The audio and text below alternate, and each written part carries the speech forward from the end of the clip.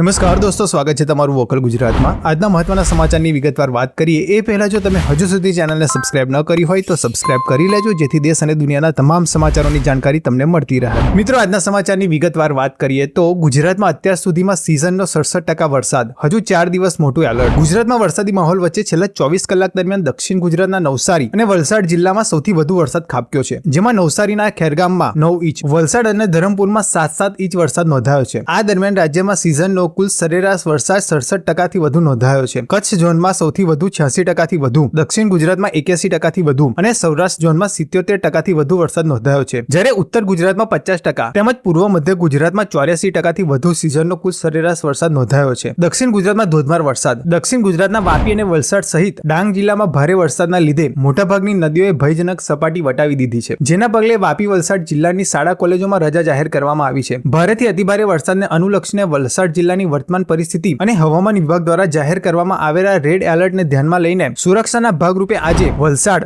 ધરમપુર અને કપરાડા તાલુકાની આંગણવાડી, શાળાઓ, કોલેજો અને આઈટીઆઈમાં જાહેર રજા જાહેર કરી હતી। તેમજ પારડી, વાપી, ગણદેવી, ચીખલી, બિલીમોરા અને ઉમરગામમાં પણ આજે શૈક્ષણિક કાર્ય બંધ રાખવાનો નિર્ણય લીધો હતો। હવામાન વિભાગની આગાહી અનુસાર આજે બનાસકાંઠા, સાબરકાંઠા, નવસારી અને વલસાડમાં ઓરેન્જ એલર્ટ આપવામાં આવ્યું છે। કચ્છ, પાટણ, મહેસાણા, અરવલ્લી, ગાંધીનગર, અમદાવાદ, ખેડા, આણંદ, વડોદરા, ભરૂચ, નર્મદા, તાપી, ડાંગ, દેવભૂમિ દ્વારકામાં પણ ભારે વરસાદ થઈ શકે છે। જામનગર, મોરબી, સુરેન્દ્રનગર, બોટાદ, અમરેલી, ગીર સોમનાથ, રાજકોટ, જૂનાગઢ, પોરબંદર, મહીસાગર, પંચમહાલ, દાહોદ, છોટાઉદેપુરમાં હળવોથી મધ્ય વરસાદ થઈ શકે છે। મિત્રો, ત્યાર પછીના સમાચારની વિગતવાર વાત કરીએ તો શ્રાવણ માસમાં પ્રથમ દિવસે જ કાયાવરોહણમાં લકુલીશ મહાદેવના મંદિરે ભક્તોનું ઘોડાપુર। હાલમાં શિવ ભક્તિ કરવાનો પવિત્ર શ્રાવણ માસનો મહિનો ચાલી રહ્યો છે, જેમાં અનેક શિવાલયોમાં ભક્તોની ભારે ભીડ જોવા મળી રહી છે। તેવામાં ગુજરાતનું કાશી ગણાતું ધામ એટલે વડોદરા જિલ્લાના ડભોઈ તાલુકાનું કાયાવરોહણ ગામ પવિત્ર યાત્રાધામ ગણાતા કાયાવરોહણ ગામમાં આવેલ લકુલીશ મંદિર ખાતે ભક્તો અને શ્રદ્ધાળુઓની ભારે ભીડ જોવા મળી રહી છે, જેના કારણે ભક્તજનોની સુવિધા માટે વિશેષ પ્રકારની ખાસ વ્યવસ્થા કરવામાં આવી છે। વડોદરા જિલ્લાના કાયાવરોહણ ગામ જ્યાં ભગવાન સ્વયં માનવ કાયા રૂપે 28મા અવતારમાં જન્મ લીધો હતો, આજે આ શિવાલય લકુલીશ મહાદેવ મંદિર કાયાવરોહણ તરીકે ગુજરાતનું કાશી તરીકે વિખ્યાત છે। ત્યારે શ્રાવણ માસમાં હજારોની સંખ્યામાં ભક્તો ઉમટી દર્શન કરતા હોય છે। પવિત્ર શ્રાવણ માસ જ્યારે ભગવાન શિવને અતિ પ્રિય હોય ત્યારે ભક્તો ભોલેનાથને રીઝવવા આ શ્રાવણ માસ દરમિયાન ઉપવાસ અને શિવ આરાધના કરતા હોય છે, તેમજ શિવજીના શિવલિંગ પર બિલીપત્ર અર્પણ કરતા હોય છે। કાશી વિશ્વનાથ જવાની હર હિન્દુ ધર્મના શિવ ભક્તોની મનોકામના હોય છે, પરંતુ જે ભક્ત કાશી ન જઈ શકતા હોય તે ભક્તો પુરાતન કાળમાં ડભોઈ તાલુકાના આ કાયાવરોહણ ગામે 28મા અવતારમાં માનવ શરીર કાયામાં સ્વયં ભગવાન શિવે જન્મ લીધો હોય તેવી ભૂમિ એ જ ગુજરાતના કાશી તરીકે ખ્યાતનામ કાયાવરોહણ તીર્થના દર્શને આવતા હોય છે। કહેવાય છે કે ભગવાન શિવ જ્યારે 28મા અવતારમાં પૃથ્વી લોક ઉપર માનવ કાયામાં જન્મ લીધો અને ત્યારબાદ વિદાય વેળાએ બ્રહ્મેશ્વર શિવલિંગમાં સમાઈ ગયા, ત્યારે ભગવાન લકુલીશ શિવલિંગમાં ભગવાનની પ્રતિમા ઉપસી આવી હતી। મિત્રો, ત્યાર પછીના સમાચારની વિગતવાર વાત કરીએ તો મંદીના ભયથી વૈશ્વિક શેર બજારમાં 57 વર્ષનો સૌથી મોટો કડાકો, સેન્સેક્સ નિફ્ટીમાં મહિનામાં બીજું ગાબડું, અમેરિકા અને ચીનમાં મંદી, જીઓપોલિટિકલ ક્રાઇસિસમાં વધારો તેમજ જાપાનની સેન્ટ્રલ બેંક દ્વારા વ્યાજ દરોમાં વધારાના પગલે આજે ભારત સહિત વૈશ્વિક સ્તરે લગભગ તમામ શેર બજારમાં મોટો કડાકો નોંધાયો છે। એશિયન સ્ટોક માર્કેટમાં 57 વર્ષમાં પ્રથમ વખત આટલો મોટો કડાકો જોવા મળ્યો છે। સેન્સેક્સ 2222.55 પોઈન્ટ અને નિફ્ટી 662.10 પોઈન્ટના ઘટાડે બંધ રહ્યો છે। રોકાણકારોને ₹15.38 લાખ કરોડનું નુકસાન થયું છે।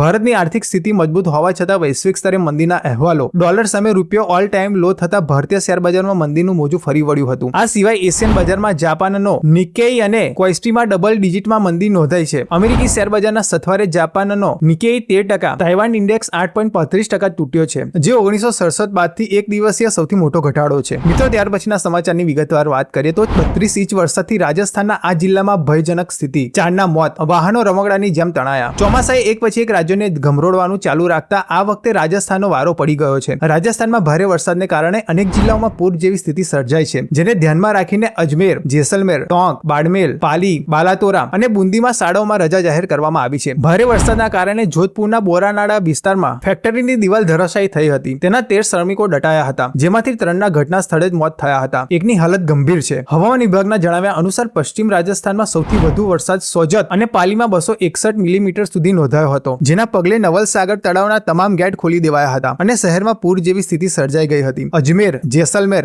અને બુંદીમાં ભારે વરસાદને પગલે સ્કૂલ કોલેજોમાં રજા જાહેર કરવાની ફરજ પડી હતી। અનેક વિસ્તારો જળમગ્ન થઈ ગયા હતા અને રસ્તા દરિયામાં ફેરવાઈ ગયા હતા। હવામાન વિભાગે આ સાથે અનેક વિસ્તાર માટે વરસાદનું રેડ અને ઓરેન્જ એલર્ટ પણ જાહેર કર્યું છે। મિત્રો, ત્યાર પછીના સમાચારની વિગતવાર વાત કરીએ તો ભારતીયોને આ દેશોમાં મળે છે વિઝા ફ્રી એન્ટ્રી। જુઓ યાદી, 40 દેશોમાં તો વિઝા ઓન અરાઇવલની સુવિધા સુવિધા. વિશ્વમાં ભારતીયો ફરવાના શોખીન છે. તેમના આ શોખને ધ્યાનમાં લેતા આશરે અડધાથી વધુ દેશોએ વિઝા પ્રક્રિયા અત્યંત સરળ બનાવી છે. ભારતીય પાસપોર્ટ ધારકો માટે સરળ વિઝા પ્રદાન કરી ટુરિઝમ પર નિર્ભર ઘણા દેશો જીડીપીમાં વધારો કરી રહ્યા છે. વિદેશ મંત્રાલયના જણાવ્યા અનુસાર હાલ 16 દેશોમાં ભારતીયોને વિઝા ફ્રી એન્ટ્રી, 40 દેશોમાં વિઝા ઓન અરાઇવલ અને 47 દેશો ઈ વિઝા સુવિધા આપી રહ્યા છે. વિશ્વના અન્ય દેશો પણ ભારતીયો માટે સરળ નીતિ અપનાવે તે માટે વિદેશ મંત્રાલય સતત પ્રયત્નશીલ બન્યું હોવાનું જાણવા મળ્યું છે. આ દેશોમાં visa free entry Thailand, Bhutan, Hong Kong, Maldives, મોરેશિયસમાં ભારતીયોને વિઝા ફ્રી એન્ટ્રી છે. જ્યારે ઈ વિઝા સુવિધા આપનારા દેશોમાં Vietnam, Russia, UAE, Azerbaijan, Kazakhstan, Kyrgyzstan, Argentina, Bahrain, Malaysia, New Zealand, Oman, Singapore, દક્ષિણ કોરિયા, તાઇવાન, યુગાન્ડા, ઉઝબેકિસ્તાન વગેરે સામેલ છે. અરાઇવલ વિઝા સુવિધા આપનાર દેશોમાં ફિજી,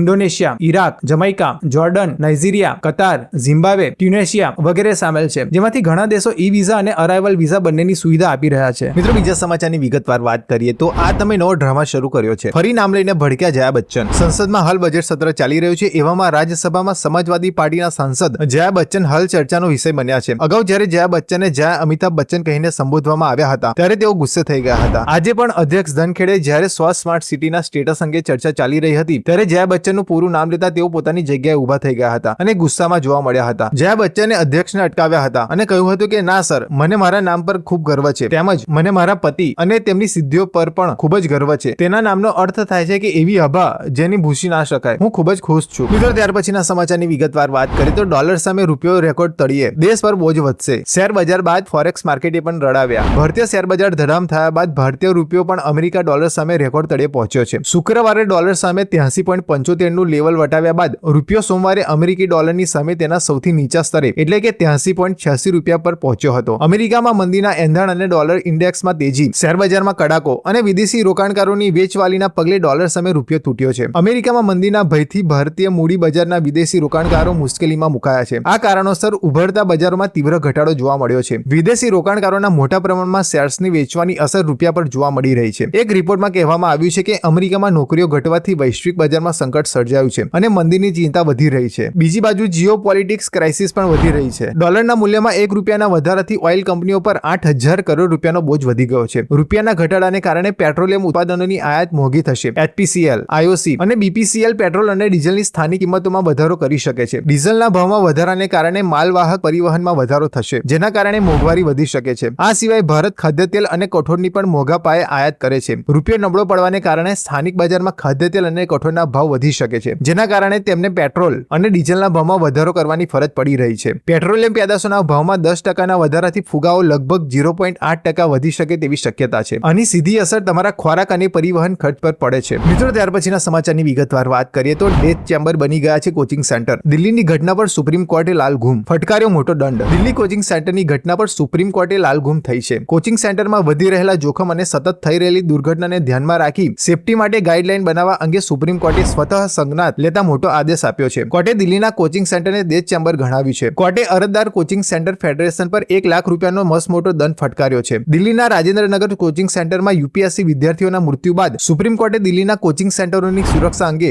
સ્વતઃ સંજ્ઞાત લઈને ભારત સરકાર અને દિલ્હી સરકારને નોટિસ ફટકારી છે. સુપ્રીમ કોર્ટે સુનાવણી દરમિયાન કહ્યું કે કોચિંગ સેન્ટર બાળકોના જીવન સાથે રમી રહ્યા છે. મિત્રો, ત્યાર પછીના સમાચારની વિગતવાર વાત કરીએ તો સીએમ અરવિંદ કેજરીવાલને ના મળી રાહત. કોર્ટે સીબીઆઈની ધરપકડને યોગ્ય ઠેરવી. દિલ્હી લીકર પોલિસી સંબંધિત સીબીઆઈ કેસમાં દિલ્હી હાઈકોર્ટે પોતાનો ચુકાદો આપ્યો છે. કેજરીવાલની અરજી, જેમાં સીબીઆઈની ધરપકડને ગેરકાયદેસર ગણાવીને પકડવામાં આવી હતી, તેને પણ ફગાવી દેવામાં આવી છે. જસ્ટિસ નીના બંસલ કૃષ્ણાની બેન્ચે આ નિર્ણય આપ્યો છે. આ પહેલા હાઈકોર્ટે 17 જુલાઈના રોજ નિર્ણય સુરક્ષિત રાખ્યો હતો. દિલ્હી હાઈકોર્ટે કહ્યું કે અરવિંદ કેજરીવાલ રાહત માટે ટ્રાયલ કોર્ટનો સંપર્ક કરી શકે છે. તે 115 દિવસની જેલમાં છે. સુપ્રીમ કોર્ટે ઈડી કેસમાં કેજરીવાલને વચગાળાના જામીન આપી દીધા છે, પરંતુ સીબીઆઈ કેસમાં અરજી ફગાવી દેવાના કારણે કેજરીવાલને હાલ જેલમાં જ રહેવું પડશે. કહેવામાં આવી રહ્યું છે કે કેજરીવાલ સીબીઆઈની ધરપકડ અને જામીન અરજી લઈને સુપ્રીમ કોર્ટમાં જશે. મિત્રો, ત્યાર પછીના સમાચારની વિગતવાર વાત કરીએ તો હરિયાણા રાજ્યની ભાજપ સરકાર ખેડૂતો માટે કરી મોટી જાહેરાત. એમએસપીને લઈને લીધો મોટો નિર્ણય. ખેડૂતોના હિતને લઈને કેન્દ્ર સરકાર અને રાજ્ય સરકારો સતત કામ કરી રહી છે. આ ક્રમમાં હવે હરિયાણા સરકારે પણ કેટલાક મહત્વપૂર્ણ નિર્ણયો લીધા છે. હરિયાણા સરકારે ખેડૂતો માટે ઘણી જાહેરાતો કરી છે. સરકાર હવે બધા પાકોને એમએસપી પર ખરીદશે. આ ઉપરાંત ખેડૂતોના આબિયાના 133 કરોડ રૂપિયાની બાકી માફ કરવામાં આવશે. વર્ષ 2023 પહેલા કુદરતી આપત્તિઓથી થયેલા નુકસાન વળતર રૂપે 137 કરોડ રૂપિયા જારી કરવામાં આવશે. રાજ્યના મુખ્યમંત્રી નાયબ સૈનીનું કહેવું છે કે સરકાર હવે એમએસપી પર 14ની જગ્યાએ 24 પાકોની ખરીદી કરશે. 10 નવા પાકોને એમએસપી પર ખરીદવાનો નિર્ણય કેન્દ્રની જેમ લેવામાં આવ્યો છે. 3 સ્ટાર ટ્યુબવેલ મોડેલ વેચતી બધી કંપનીઓ હવે રાજ્ય સરકારના પેનલ પર હશે. આનાથી ખેડૂતોને ફાયદો થશે. ખેડૂતો પોતાની પસંદથી ટ્યુબવેલ મોડેલ ખરીદી શકશે. 31 ડિસેમ્બર 2023 સુધી અરજી કરનારા બધા ખેડૂતોને ટ્યુબવેલ કનેક્શન આપવામાં આવશે. ખેડૂતોને વીજળી નિગમો દ્વારા કોઈ પણ શુલ્ક વગર ટ્રાન્સફોર્મર બદલવાની સુવિધા પણ પ્રદાન કરવામાં આવશે. મિત્રો, ત્યાર પછીના સમાચારની વિગતવાર વાત કરીએ તો નેચરલ ફાર્મિંગ એટલે શું? તાલીમ માટે મોદી સરકારનો માસ્ટર પ્લાન તૈયાર. ભારત એક કૃષિ પ્રધાન દેશ છે જ્યાં 50% થી વધુ વસ્તી હજુ પણ ખેતી પર નિર્ભર છે. ભારત સરકાર ખેડૂતો માટે વિવિધ યોજનાઓ ચલાવી રહી છે અને તેમને તાલીમ પણ આપી રહી છે. તાજેતરમાં જાહેર કરાયેલા બજેટમાં સરકારે કુદરતી ખેતીને પ્રોત્સાહન આપવાની જાહેરાત કરી છે. આ પ્રશ્ન ખેડૂતોના મનમાં ઉઠી રહ્યો છે કે કુદરતી ખેતીની તાલીમ કેવી રીતે અપાશે અને કયા તાલીમ કેન્દ્રો સ્થાપવામાં આવશે. તમને જણાવી દઈએ કે ભારત સરકારના કૃષિ મંત્રાલય દ્વારા ખેડૂતોને કુદરતી ખેતીની તાલીમ આપવામાં આવશે. આ તાલીમમાં ખેડૂતોને કુદરતી ખેતીને લગતી માહિતી પૂરી પાડવામાં આવશે, જેમાં રસાયણ મુક્ત ખેતીના ફાયદા અને રાસાયણિક ખાતરના ગેરફાયદાનો સમાવેશ થાય છે. તેમને જણાવવામાં આવશે કે રાસાયણિક ખાતરનો ઉપયોગ સ્વાસ્થ્ય માટે હાનિકારક તો છે જ, પરંતુ તે ખેતરની જમીનને પણ બગાડે છે. આ તાલીમમાં ખેડૂતોને કુદરતી ખેતી માટે વિવિધ તકનીકો પણ શીખવવામાં આવશે. મિત્રો, આપણે એ પણ જાણવું જરૂરી છે કે નેચરલ ફાર્મિંગના ફાયદા શું છે. કુદરતી ખેતી માત્ર ખેડૂતો માટે નહીં, પરંતુ ખેતીની જમીન માટે પણ ફાયદાકારક છે. કુદરતી ખેતી અપનાવવાથી ખેડૂતોને રસાયણો અને ખાતરોનો ખર્ચો કરવો પડતો નથી. આ ઉપરાંત આ રીતે ઉગાડવામાં આવતી ઉપજને શાકભાજી માર્કેટમાં સારા ભાવ મળે છે, જેના કારણે ખેડૂતોને ઓછામાં ઓછો ખર્ચ અને વધુમાં વધુ નફો મળે છે. દોસ્તો, દેશ અને દુનિયાના તમામ સમાચારોની જાણકારી મેળવવા માટે અમારી વોટ્સઅપ ચેનલને હમણાં જ જોઈન કરો. લિંક નીચે ડિસ્ક્રિપ્શનમાં આપેલી છે. વિડીયો જો તમને પસંદ આવ્યો હોય તો લાઈક અને શેર કરો અને ચેનલને સબસ્ક્રાઇબ કરવાનું ભૂલશો નહીં. નમસ્કાર, જય હિન્દ, જય માતાજી.